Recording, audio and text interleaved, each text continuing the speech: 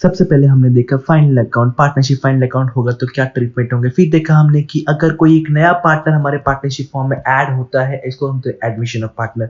फिर हमने देखा कि अगर हमारे पार्टनरशिप फॉर्म में से कोई एक पार्टनर रिटायर हो जाता है, चले जाता है, तो क्या अकाउंटिंग ट्रीटमेंट होता है। फिर सबसे दुखद घटना देखा, अगर मान लो हमारे पार्टनरशिप फॉर्म में से किसी एक पार्टनर या किसी दो पार्टनर का डेथ हो जाता है, तो क्या अकाउंटिंग ट्रीटमेंट होता है। अब ये सारे कॉन्सेप्ट के बाद हमें क्या देखना है, डिसॉल्यूशन ऑफ पार्टनर। अब तो पूरी तरह से पार्टनरशिप फॉर्म ही बंद हो गया, तब क्या ट्रीटमेंट होगा। Okay, welcome guys, welcome back दोस्तों आप लोगों का अपने क्लासरूम, अपने चैनल में। This is Sunil, I hope so all are doing good. Today we are discussing about our new topic, dissolution of partner. 12th standard का, सीबीएसई स्टेट बोर्ड दोनों के लिए एप्लीकेबल है। एंड बेसिक कॉन्सेप्ट आज हम देखने वाले, मतलब जो थियोरेटिकल चीजें हैं, theory and meaning, definition and कोई पार्टनरशिप फॉर्म क्यों डिसॉल्व होता है। डिसॉल्व सिंपल अगर मीनिंग कहूं तो वाइंड अप, बंद होना। तो कोई पार्टनरशिप फॉर्म बंद क्यों होता है, डिसॉल्व क्यों होता है, अगर हमें सॉल्व करने कहा जाए तो क्या क्या सॉल्व करना पड़ सकता है, बोर्ड के पॉइंट ऑफ व्यू से हमें क्या क्वेश्चंस, कैसे क्वेश्चंस पूछे जा सकते हैं, जर्नल एंट्री क्या होता है और लेजर क्या होता है, ये सारी चीजें हम कवर करेंगे। और नेक्स्ट लेक्चर से हम लोग प्रैक्टिकल क्वेश्चन स्टार्ट करेंगे। ओके, तो चलो आज का लेक्चर स्टार्ट करते हैं पहले डिसॉल्यूशन ऑफ पार्टनरशिप फॉर्म के मीनिंग के साथ। देखो, बहुत ही सिंपल सा मीनिंग, अगर मैं एक छोटे से एक दो वर्ड में कहूं तो मैंने कह दिया कि डिसॉल्यूशन ऑफ पार्टनरशिप फॉर्म मतलब क्या, पार्टनरशिप फॉर्म बंद होना, डिसॉल्व होना, बरोबर। देखो यहां मीनिंग क्या लिखा है, पहले वो देख लेते हैं। The process known as dissolution और wind up of a partnership firm involve the sale. देखो यहां पे क्या बोला, wind up of partnership firm, मतलब वाइंड अप मतलब पार्टनरशिप फॉर्म बंद हो रहा है, या फिर इन्वॉल्व्स द सेल, हमने बेच दिया। मैं अगर ओनर हूं पार्टनरशिप फॉर्म का, मैं कोई पार्टनर हूं, तो हम पार्टनर्स ने मिलकर के किसी और को हमारा बिजनेस सेल कर दिया, लेकिन हमारा तो बिजनेस बंद हो गया ना यार, हमने किसी को बेच दिया, मतलब हमारा तो ओनरशिप खत्म हो गया। ओके, आगे क्या बोल रहा है, डिस्पोजल और realised of all the asset, जितने भी हमारे बिजनेस में एसेट्स था, हमारे पार्टनरशिप फॉर्म में एसेट्स था, उन सबको रियलाइज्ड कर दिया, मतलब बेच दिया, सोल्ड कर दिया। फिर final settlement paid to the liabilities, उसको मतलब लायबिलिटीज एसेट्स को बेच करके पैसा जो आया उससे हम लोग सारे लायबिलिटीज को पेड किए और सबके अकाउंट को सेटलमेंट किया। ओके, ये मीनिंग दिया हुआ है। मीनिंग क्या बोला, वाइंड अप करना या फिर सेल करना, वो सब करके हम लोग एसेट्स को बेचेंगे, एसेट्स को बेच के पैसा लाएंगे, उस पैसे से हम लोग अपने लायबिलिटीज को पेड करेंगे। ये इसमें मीनिंग स्पेसिफिकली दिया हुआ है। और अगर as per Indian partnership act 1932 और सेक्शन 39 के हिसाब से क्या बोलता है, जरा वो भी देख लेते हैं। कभी कभी कानून के साथ चलना भी चाहिए हमें, कभी कभी क्या हमें से चलना चाहिए, चलो, बट वी आर इंडियन, कोई बात नहीं। Provides that the dissolution of partnership form between all the partners of form is called the dissolution of form. देखो बहुत ही प्यारा सा लाइन दिया, यहाँ पे क्या बोला है, जो भी पार्टनर्स है हमारे पार्टनरशिप फॉर्म में, उन सबका रिलेशन टूट जाना इन अ पार्टनरशिप फॉर्म। मतलब जब तक पार्टनरशिप फॉर्म है तब तक वो सबके सब कहलाएंगे पार्टनर्स, लेकिन जैसे ही उन सबका डिसॉल्यूशन हो गया, पार्टनरशिप फॉर्म बंद हो गया, तो अब उनके बीच में एज अ पार्टनर रिलेशंस नहीं रहेंगे। समझ रहे हो, हाँ, एज अ फ्रेंड बैकअप में रहेगा बात अलग है, लेकिन as a business point of view partners नहीं रहेंगे। उसी को हम लोग बोलेंगे डिसॉल्यूशन ऑफ पार्टनरशिप फॉर्म, यहाँ पे ये बताया गया। It implies the complete break down of relation of partnership. देखो वही बोला, जो पार्टनरशिप फॉर्म में एज अ पार्टनर उनका रिलेशन था, वो ब्रेक डाउन हो जाएगा, बंद हो जाएगा। मतलब ना, मैं इस पूरे का एक छोटा सा कॉन्सेप्ट कहूं, देखो इसमें हमने पूरा दो चीज देखा कि अगर मैं कोई पार्टनरशिप फॉर्म बंद करूं तो इतना इजी नहीं है यार, कोई इतना इजी नहीं है, क्योंकि आपके पास इतने सारे एसेट्स होंगे, आपने इतने सारे लोन वगैरह लिए रहेंगे। तो हमें करना क्या पड़ेगा, हमें सबसे पहले हमारे पास जितने भी एसेट्स है, आई एम सेइंग हमारे पास जितने भी एसेट्स है, जस्ट अ मिनट, हमारे पास जितने भी एसेट्स है उन सबको हमें क्या करना पड़ेगा, सोल्ड करना पड़ेगा। बहुत इंपॉर्टेंट चीज, सोल्ड करना पड़ेगा। जब मैं एसेट सोल्ड करूंगा तो मेरे पास क्या आएगा, कैश, रोकड़ा रोकड़ा, बराबर, पैसा आएगा हमारे पास। अब मैं ये पैसा डायरेक्टली घर पे लेकर नहीं जा सकता है, मुझे क्या करना पड़ेगा, जो जो मैंने लायबिलिटीज रखा है ना, अपने लायबिलिटीज है, जो मैंने लोन लिया रहेगा, कर्जा रहेगा, कुछ भी रहेगा, लायबिलिटीज आउटस्टैंडिंग्स रहेंगे, उन सबको पेड करना पड़ेगा पहले।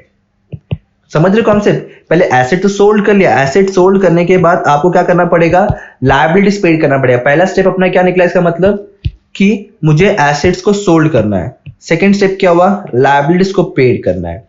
उसके बाद अगर आपके पास बैलेंस बचता है, आई एम सेइंग अगर बैलेंस बचता है, तो ही, अगर बैलेंस बचेगा तो ही ये पार्टनर पैसा घर पे लेके जा सकता है, अदरवाइज नहीं।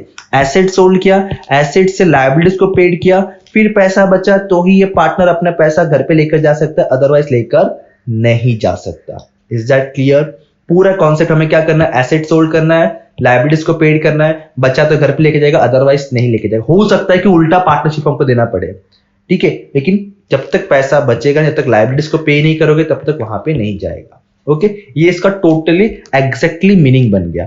अच्छा, मेरा एक क्वेश्चन है, मुझे जरा बताओ, कभी भी कोई भी पार्टनरशिप फॉर्म बंद क्यों होता है? कभी भी कोई भी पार्टनरशिप फॉर्म बंद क्यों होता है, डिसॉल्व क्यों होता है पार्टनरशिप फॉर्म?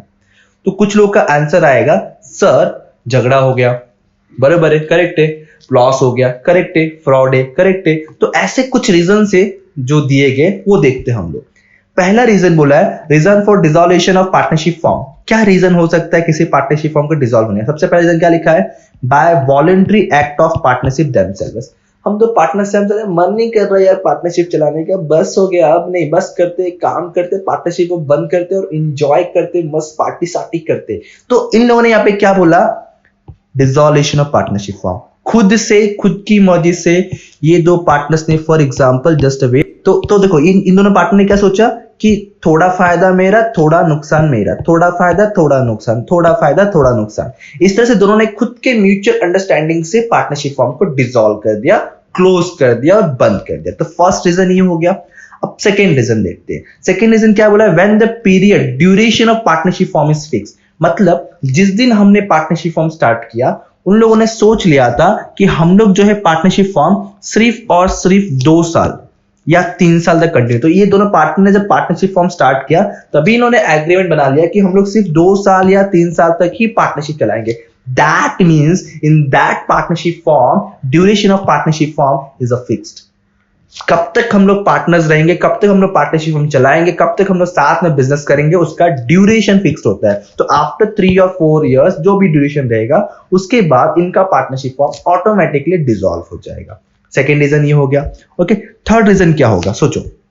देखो, partnership can be dissolve after the completion of specific venture for which it was formed. इसका मतलब क्या निकला, कोई स्पेसिफिक काम फिक्स है कि जब तक ये काम होगा तब तक हम लोग पार्टनर्स रहेंगे, जैसे ही ये काम खत्म हो जाएगा हमारा पार्टनरशिप फॉर्म खत्म। जस्ट करिए प्लीज सर कोई एग्जांपल। मोस्टली ना ये कंस्ट्रक्शन लाइन में बहुत देखने मिलता है। जैसे एग्जांपल देखो, ये बिल्डिंग या ये हमें बनाना है, तो इसको जब तक प्रिपेयर नहीं होगा तब तक, फॉर एग्जांपल ये दो पार्टनर, किधर दो पार्टनर हमारे, मान लो ये दो पार्टनर, ठीक है, इन दोनों ने क्या डिसाइड किया है, हम दोनों पार्टनरशिप फॉर्म में रहेंगे, हम दोनों पार्टनरशिप फॉर्म में रहेंगे जब तक हमारा ये मैन्युफैक्चर, जब तक हमारा रेडी नहीं होता। तो जैसे ही ये रेडी हो जाएगा, ये मैन्युफैक्चर हो जाएगा, उसके बाद इन दोनों का पार्टनरशिप फॉर्म खत्म हो जाएगा। पहले वाले में क्या था आपका, जहां पे टाइम फिक्स था, यहां पे काम फिक्स है। ओके, नेक्स्ट पे आते हैं। फिर क्या बोला, इंसॉल्वेंसी ऑफ ऑल पार्टनर। देखो, इंसॉल्वेंसी, अगर कोई पार्टनर इंसॉल्वेंट हो जाता है या कोई पार्टनरशिप फॉर्म इंसॉल्वेंट हो जाता है, फिर भी तो बिजनेस बंद ही करना पड़ेगा। First of all, what is mean by insolvent? देखो, फर्स्ट चीज बताता हूं मैं। फर्स्ट चीज क्या, लॉस। अगर बिजनेस में ओनर को लॉस पे लॉस पे लॉस होते जा रहा है, मतलब सिंपल सा उसको बिजनेस बंद ही करना पड़ेगा, डिसॉल्व ही करना पड़ेगा। क्योंकि जब पैसा ही नहीं है, लॉस ही हो रहा है, तो बिजनेस कंटिन्यू है, क्या फायदा। तो डिसॉल्यूशन का एक ही रीजन हो गया इंसॉल्वेंसी में।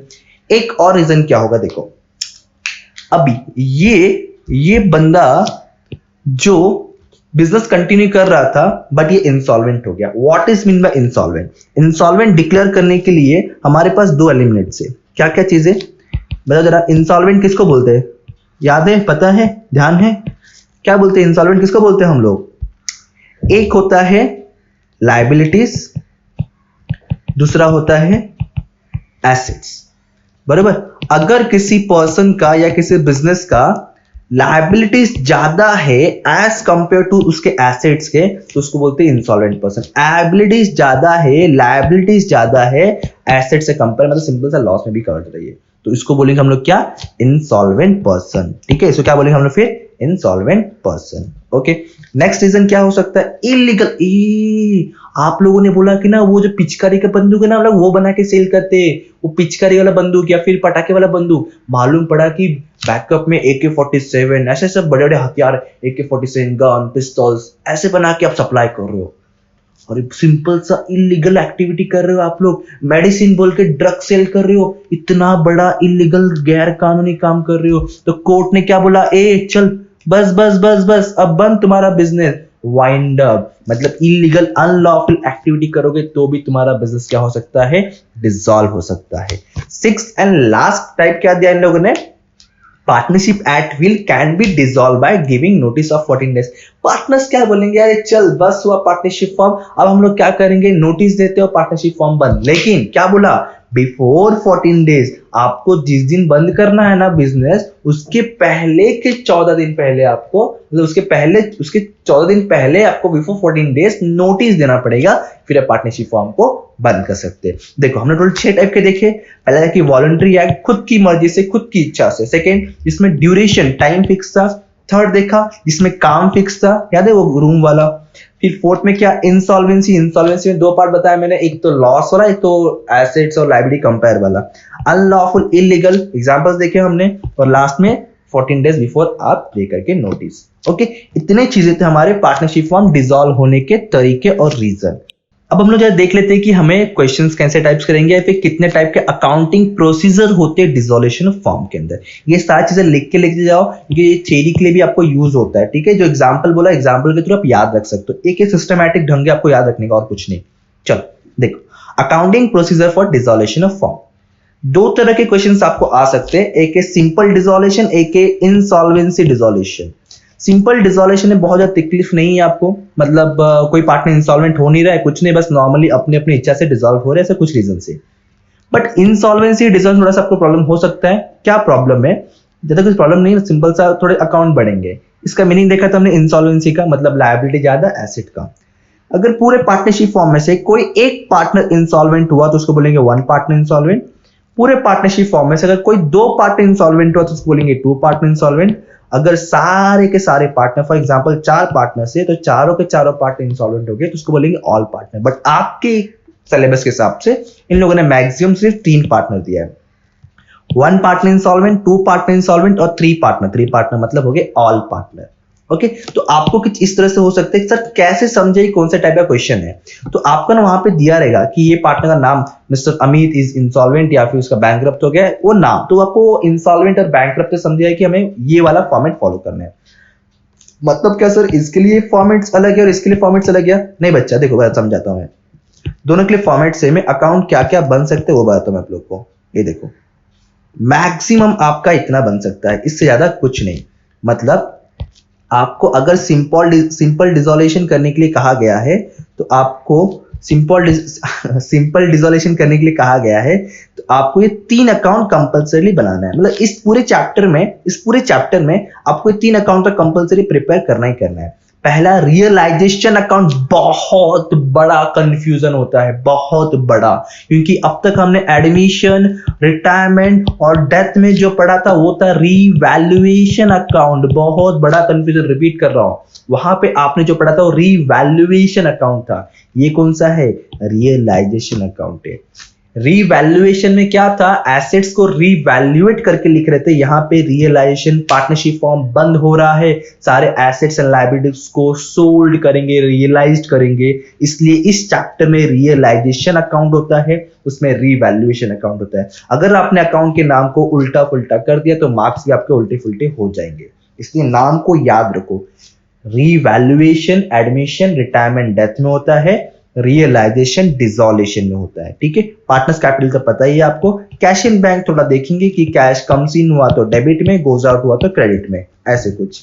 इसके अलावा अगर और कुछ एक्स्ट्रा बनाना पड़ सकता है सिंपल डिसोल्यूशन के अंदर, तो आपको पार्टनर्स लोन या फिर पार्टनर्स करेंट अकाउंट।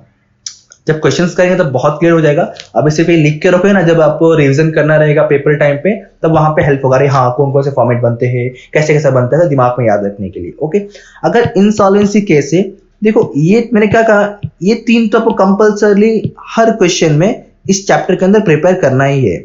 उसके अलावा आपको जो है ये एक्स्ट्रा अकाउंट बनाने पड़ेंगे, कुछ एक्स्ट्रा अकाउंट्स इनके अलावा। ठीक है, इनके अलावा आपको 3 अकाउंट एक्स्ट्रा बनाने पड़ेंगे, 3 नहीं 2। एक है डेफिशिएंसी अकाउंट, जब कोई पार्टनर इंसॉल्वेंट हो जाता है, हमारे पास पैसा नहीं होता, तब हमें ये अकाउंट बनाना पड़ता है। समझाऊंगा जब क्वेश्चंस करेंगे और क्लियरली। सेकेंड है आउटसाइडर लायबिलिटीज। देखो लायबिलिटी दो तरह के होता है, एक होता है इनसाइडर लायबिलिटी, एक होता है outsider liabilities. What is mean by liability? कर्जा लिया हमने। इनसाइडर क्या? जो पार्टनर्स का फंड होता है, पार्टनर्स कैपिटल, रिजर्व सरप्लस, वो हो गया आपका इनसाइडर लायबिलिटीज। आउटसाइडर मतलब हो गया creditor, bills payable, bank overdraft, तो वो आपका आता है आउटसाइड लायबिलिटीज। तो यहाँ पे क्या बोला है, अगर मान लो कि आपको क्वेश्चन में क्रेडिटर बिल्स पेएबल दोनों दिया है तो दोनों अकाउंट अलग अलग बनाना पड़ेगा। अगर सिर्फ क्रेडिटर दिया तो क्रेडिटर अकाउंट बनाना, तो डिपेंड करता है। ध्यान रखना है कि ये तीन तो बनेगा ही बनेगा। अगर इसमें से ऐसा कुछ है, टू पार्टनर इंसॉल्वेंट या ऑल पार्टनर, तो कोई deficiency and outsider liability account भी बनाना पड़ता है। ओके, एंड ये जरूरत पड़ा तो बनाएंगे, अदरवाइज नहीं। मतलब किसी पार्टनर का लोन अमाउंट दिया है तो पार्टनर्स लोन बनाएंगे, अदरवाइज नहीं। क्वेश्चन में पार्टनर्स करंट दिया है तो बनाएंगे, अदरवाइज नहीं।